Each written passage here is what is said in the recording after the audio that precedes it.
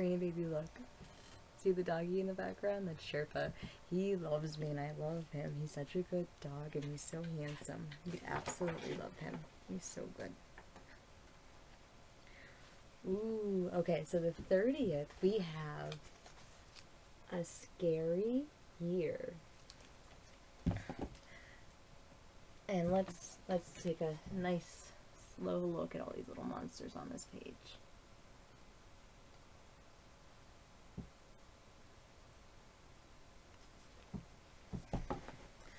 A scary year. January giants are big and smelly. February beasts are slimy green jelly. March mad monsters stomp their feet. April trolls dig worms to eat. May bugs nip your nose and toes. June bad goblins grab your clothes. July vampires bite at night. August ghosts are spooky white. September skeletons dance and clatter. October witches fly. Fry toads and batter. November gnomes are a scary bunch. December orgs crutch kids for lunch. So be very careful all year through, or one of these beasts might catch you.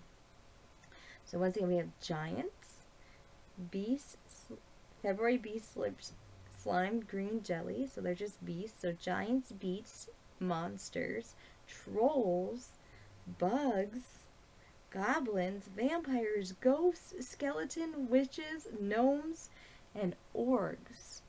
Oh my. Oh my. Scary, scary, right? Each month has something in it.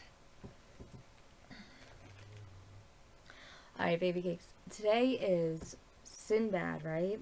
What are we learning about Sinbad? The first 4 voyages. First of all, there's Sinbad, right? Sinbad was like, why is this man having such a good lot in life, and why do I have to work all the time, and I work so hard? And he's just pitying himself. He's pitying his lot in life, not realizing all the blessing that he has, and not realizing that even though someone else has fortune in the end, doesn't mean they always had it. We went through 4 voyages with Sinbad, right? And each voyage, he almost died. Each voyage he made it home alive, and each time he wanted to leave his new home and his good fortune to go and find something else on the sea, because his heart is a wandering heart, and he wants to wander around the world and see things and touch things and smell them and feel them and sell things and meet people, right? And every single time so far he's been on a voyage, he's been persistent to save his own life. He's like, I'm going to eat. I'm going to run. I'm going to jump. I'm going to do everything I possibly can. He tied himself with a turban to a bird's foot, right? He had to be on an island with snakes. He had to be with giants, cyclopses that were after him, right? He went through so many trials and tribulations that he is still alive making it.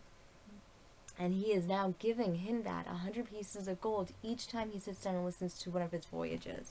So let's move on to the 5th voyage and see what's going on today. Not even all that I had gone through could make me contented with my quiet life. I soon wearied of its pleasures and longed for chances and change and adventure. Therefore I set out once more, but this time in a ship of my own. But as I did not intend carrying enough goods for a full cargo, I invited several merchants of different nations to join me. We set sail with the first favorable wind, and after a long voyage upon the open sea, we finally landed upon an unknown island, which proved to be uninhabitable. We determined to explore it, but had not yet gone far when we found a rook egg, as large as the one I had seen before, and evidently very nearly hatched, for the beak of the young bird had already pierced the shell. In spite of all I could say to deter them, the merchants who were with me fell upon it with their hatchets, breaking the shell and killing the young rook. When lightning and fire upon the ground, they hatched morsels from the bird, and proceeded to roast them while I stood by aghast. Scantly had they finished their ill-omened respite when the air above us was darkened by two mighty shadows. The captain of my ship, knowing by experience what this meant, cried out to us that the parent bird was coming, and urged us to get on board with all speed. This we did, and the sails were hoisted, but before we had made any headway, the rook reached their despoiled nest and hovered about it, uttering frightful cries when they discovered the mangled remains of their young one. For a moment we lost sight of them, and were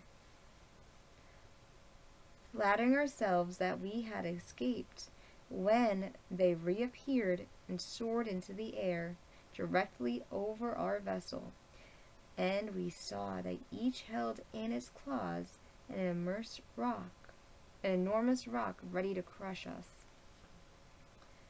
There was a moment of breathless suspense. Then one bird loosened its hold on the huge block of stone hurled through the air, but thanks to the persistence of mind of the helmsman, who turned our ship violently in another direction, it fell into the sea close beside us, cleaving it ashore till we could nearly see the bottom. We had hardly time to draw a breath of relief before the other rock fell with a mighty crash right in the midst of our luckless vessel, smashed it into 1,000 fragments, and hurling passengers and crew into the sea. I myself went down with the rest, but had the good fortune to rise unhurt, and by holding on to a piece of driftwood with one hand and swimming with the other, I kept myself afloat, and was presently washed up by the tide onto an island. Its shores were steep and rocky, but I scrambled up safely and threw myself down to rest upon the green turf. When I had somewhat recovered, I began to examine the spot in which I found myself, and truly it seemed to me that I had reached the Garden of Delights. There were trees everywhere laden with flowers and fruits, while a crystal stream wandered in and out under their shadows. When night came, I lay down and slept in a cozy nook, though the remembrance that I was alone in a strange land made me sometimes start up and look around me in alarm, and then I wished horribly that I had stayed at home. The morning sunlight restored my courage, and I once more wandered among the trees. I had penetrated some distance into the island when I saw an old man, bent and feeble, sitting upon the river bank. At first I took him to be some shipwrecked mariner like myself. Going up to him, I greeted him in a friendly way, but he only nodded his head to me in reply. I then asked what he did there, and he made signs to me that he wished to go across the river and gather some fruits, and seemed to beg me to carry him on his back. Pitying his age and feebleness, I took him up and waded across the stream. I bent down that he might more easily reach the bank, and bade him get down. But instead of allowing myself to be set upon his feet, this creature, who had seemed so decrepit, leaped nimbly up upon my shoulders, and hooking his legs around my neck, grabbed me so tightly that I was well nigh choked, and so overcome with terror that I fell insensible to the ground. When I recovered, my enemy was still in his place, though he had released his hold enough to allow me breathing space. and seeing me revive, he prodded me adroitly first with his foot, and then with his other, until I was forced to get up and stagger about with him under the trees while he gathered and ate choicest fruits. This went on all day and even at night. When I threw myself down half dead with weariness, the terrible old man held on tight to my neck, nor did he fail to greet the first glimmer of morning light by drooping up me with his heels, until I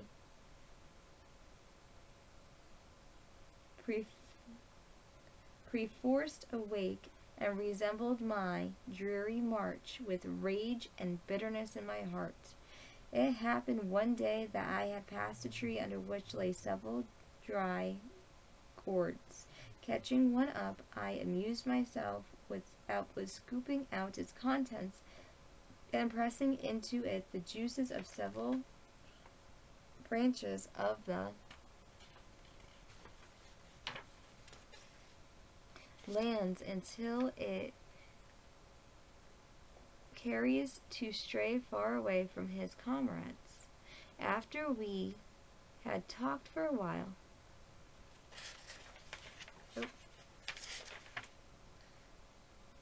juices of several branches of the grapes which hung from every vine.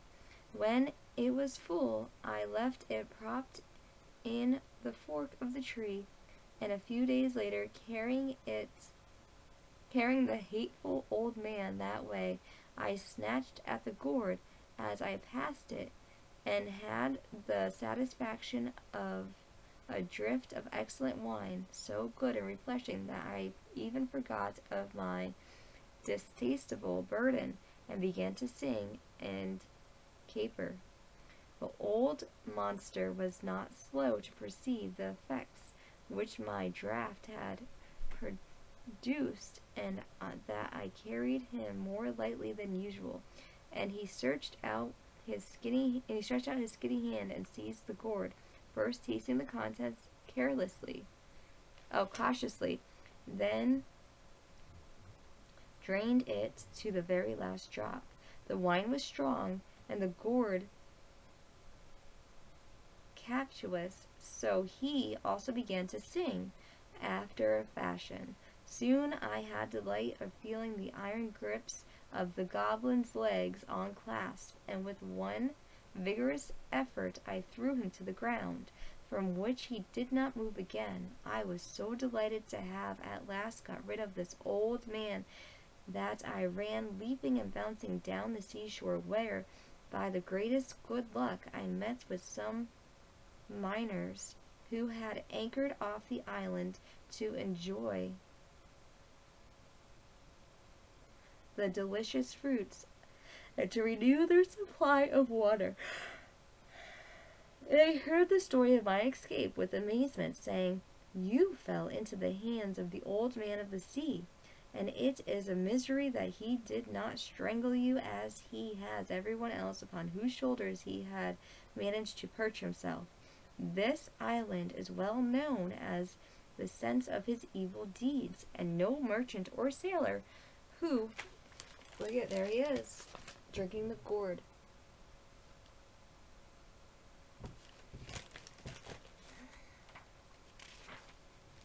"lands upon it cares to stray far away from his comrades." After we had talked for a while, they took me back with them on board their ship, where the captain received me kindly.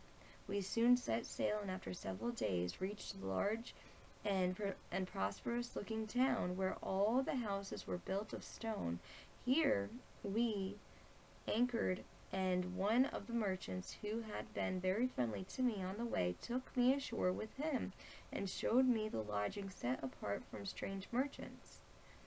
He then provided me with a large sack, and pointed out to me a party of other men equipped in like manner. "Go with them," he said, "and do as they do.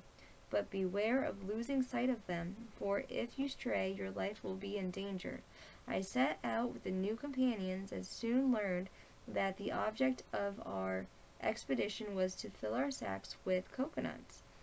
The crowns of the cocoa palms were alive with monkeys, big and little, which stepped from one to the other with surprising agility.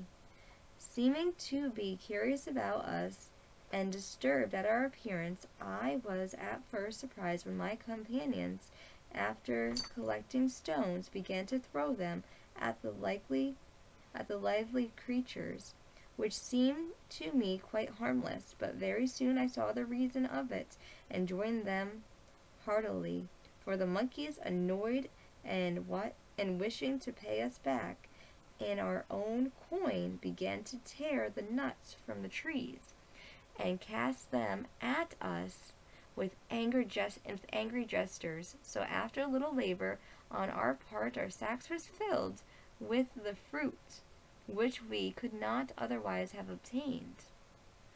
So you see what they did? They tricked the monkeys. They threw rocks at the monkeys, so the monkeys would throw coconuts at them. Monkey see, monkey do, right? As soon as we had all the coconuts that we could carry, we went back to town, but monkeys lost all their food. Monkeys were probably eating those. Where my friend brought me to shore and advised me to continue the same occupation until I had earned money enough to carry to my own country. This I did, and before long had amassed a considerable sum. Just then I heard that there was a trading ship ready to sail. Taking leave of my friend, I went on board, carrying with me a goodly store of coconuts, and we sailed first to an island with pepper groves, then to Camonia, where the best aloes woods is found, and where men drink no wine, but are on by an unalterable law. Here I exchanged my nuts for pepper and aloe wood, and went searching for pearls with some of the other merchants, and the divers I engaged were so lucky that very soon I had an immense number of pearls, and those very large and perfect. With all these treasures I came joyfully back to Baghdad, where I disposed of them for large sums of money, of which I did not fail, as before, to give the 10th part to the poor. And after that I rested from my labors, and confronted myself with the many pleasures of my riches could give me. Having thus ended his story, Sinbad ordered that 100 pieces of gold should be given to Sinbad. And the guests then withdrew, but after the next day's feast he began the account of his 6th voyage. Alright, baby cakes, in the fashion that we're doing, tomorrow will be the 6th voyage. This was a short voyage today. I love you, honey. I love you so much, and I miss you so incredibly much. You have no idea. You have no idea how much I miss you. Mama got you, yeah, let me show you. I know it's right here. Look at this, baby. Little unicorn. Mama gave Papa a plushie. It was a mermaid and a unicorn in it. It was a little egg that you opened. I hope that you opened it. I hope that Papa gave it to you, because Mama gave it to Papa for Papa to give to you. So this is a unicorn blanket and a unicorn plush toy, and I think that you're going to absolutely love it. I keep getting you stuff because I miss you and I love you, but I can't wait to see you. I can't wait to see you. I miss you so incredibly much, baby. I was with you every single second of every single day. I never wanted to be away from you, not even for a second. We'd wake up in the morning, and I'd ask you how you slept every single day, because it was important to me. And then we would sing Boker Tov, good morning. We sing Boker Tov, we thank you for this life. We sing Boker Tov each morning. This way we know it will be all right? And then we would go and I'd let you pick out what you wanted to learn for that day. You got to pick out school, whether you want to do numbers, or you want to do cells, or you want to do atoms, or you want to do your anything that you wanted to do.